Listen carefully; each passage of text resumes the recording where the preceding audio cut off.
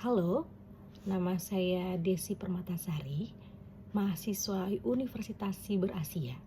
Pada kesempatan kali ini, saya akan mempresentasikan rangkuman materi Sistem Informasi Manajemen atau SIM yang telah dipelajari dari minggu ke-1 hingga minggu ke-7.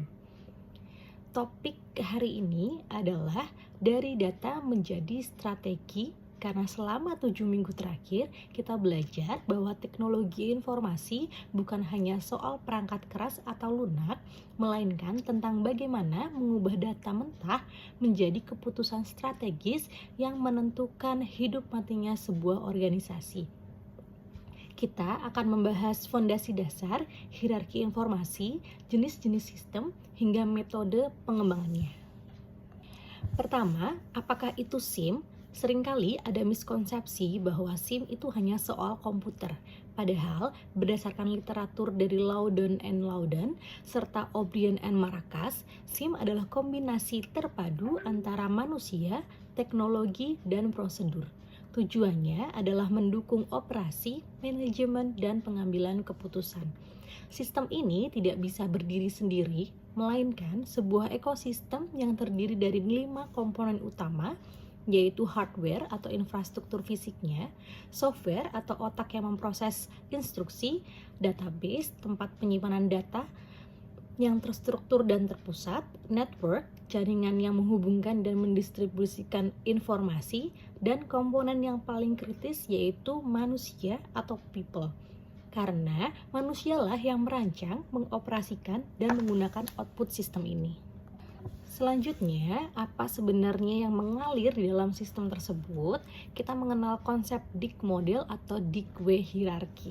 Seringkali manajer kebingungan bukan karena kurang data, tapi karena terlalu banyak data yang tidak bermakna. Data sendiri adalah fakta mentah, sehingga belum bisa dilakukan untuk mengambil keputusan. SIM bertugas mengubahnya menjadi informasi, yaitu data yang sudah punya konteks dan nilai, misalnya laporan tren penurunan penjualan. Dari informasi ini, manajer bisa menggunakan pengalamannya untuk mengubahnya menjadi pengetahuan. Contohnya, memahami bahwa penjualan turun karena perubahan perilaku konsumen. Jadi, SIM berfungsi sebagai pabrik yang memastikan transformasi ini terjadi. Agar efektif, informasi yang dihasilkan harus memenuhi syarat kualitas, akurat, relevan, tepat waktu, dan lengkap. Kemudian tantangan berikutnya adalah apakah semua manajer membutuhkan informasi yang sama?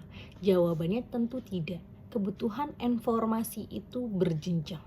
Di level strategis atau manajemen puncak seperti direktur, mereka butuh informasi jangka panjang dan eksternal. Contohnya laporan profitabilitas tahunan atau tren pasar global. Di level taktis, manajemen menengah, fokusnya adalah pengendalian. Mereka butuh ringkasan kinerja divisi atau laporan bulanan.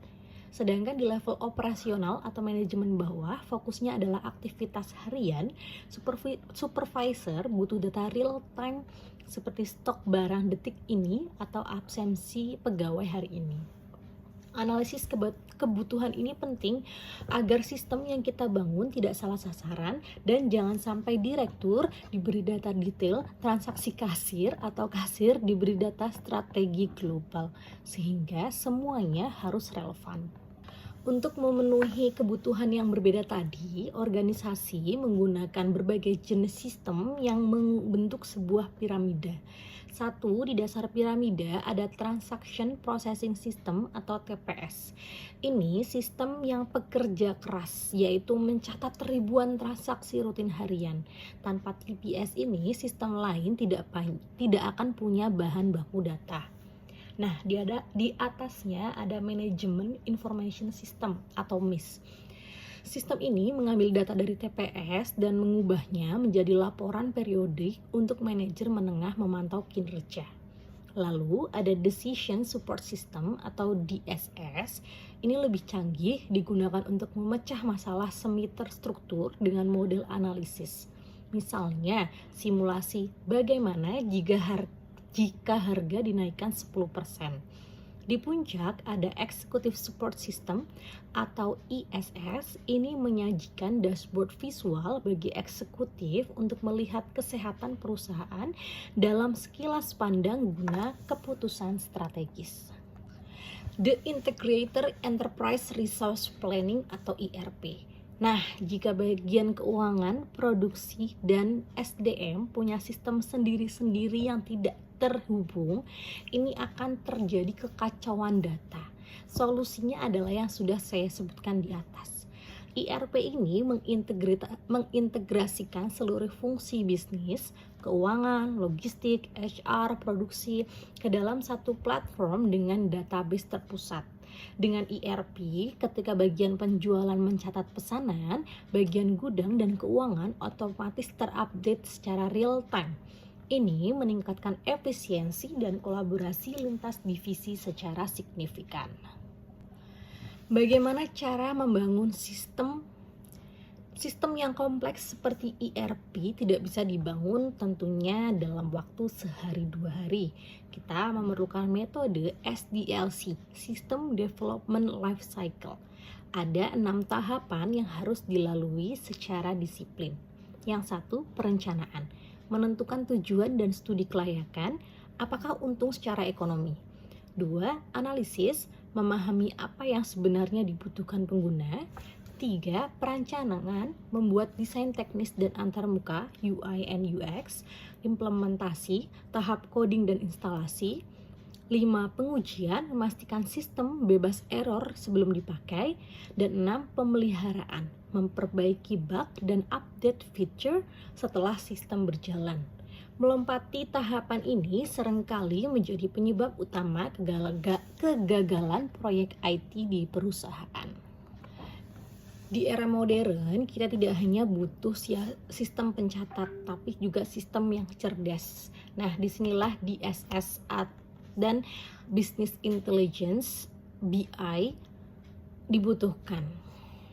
Apa bedanya? DSS fokus pada model. Ia membantu menjawab masalah spesifik. Contoh, bank menggunakan DSS untuk menilai resiko kredit nasabah. Sedangkan BI atau Business Intelligence fokus pada visualisasi data historis. Ia seperti kaca spion yang sangat canggih. Dia menampilkan tren masa lalu lewat dashboard interaktif agar kita bisa memprediksi masa depan. Nah, gabungan keduanya memungkinkan organisasi melakukan data-driven decision making atau keputusan berdasarkan fakta, bukan hanya opini atau intuisi. Mengapa SIM itu penting bagi manajer? Menuju akhir presentasi ini, mari kita rangkum mengapa SIM sangat vital bagi kita calon manajer. SIM bertindak sebagai strategic decision enabler.